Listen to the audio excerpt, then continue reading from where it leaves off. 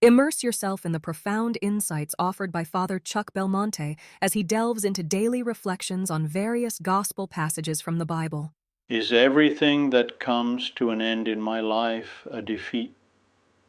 Pope Leo XIV sent a heartfelt letter filled with tenderness, understanding, and valuable guidance to an 18-year-old Pietro who had expressed his fears about the uncertainty of his future and the new chapter he was about to begin at university, saying it left him feeling very confused. Specifically, he fears losing the friendships he has formed in high school and not knowing what path God has in store for him. He dreams of building and bringing to reality the project of a family united in the love of Christ. Dearest Pietro, I read your letter with emotion. In it, I recognize the heart of a young man who is not satisfied and who takes his life seriously. I would like you to consider, first of all, one thing above all else. You are loved by Jesus, not in an abstract way, but personally, as you are today, with your questions and your dreams, your fears and your desires. This love precedes you and will always accompany you.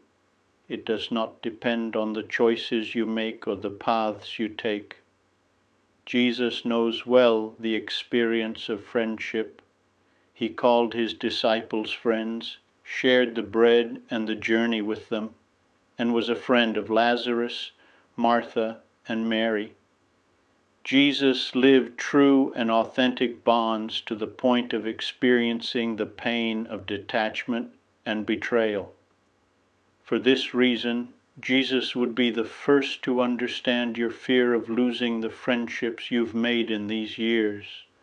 Not everything will remain the same for you, but what has been authentic is not lost. Indeed, true love does not dissolve, it remains forever, it matures even when it changes form and circumstances. The desires of your heart, not the fleeting ones that melt like snow in the sun, but those that endure over time, will make you feel a deep peace and direct you towards a good choice, the gift of yourself and a shared life. From this, discernment is born. Don't be in a hurry to understand everything right away. Time is a patient teacher and heals wounds.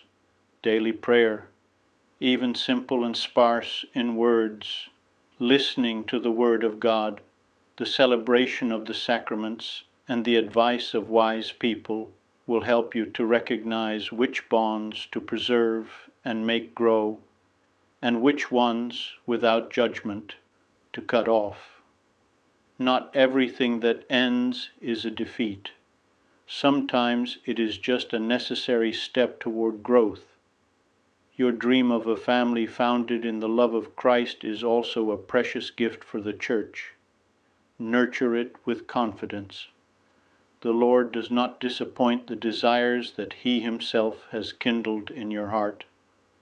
The restlessness you tell me about is not a negative sign.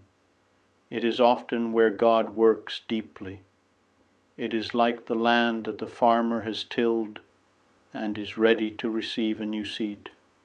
I invite you to listen to Him sincerely, and I assure you of my prayers. I ask for you the grace of inner peace, confidence, and a clear outlook on your life.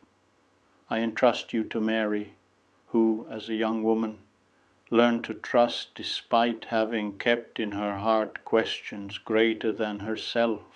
I would be delighted to extend an invitation to you once again tomorrow for another insightful reflection on the Gospel by Father Belmonte.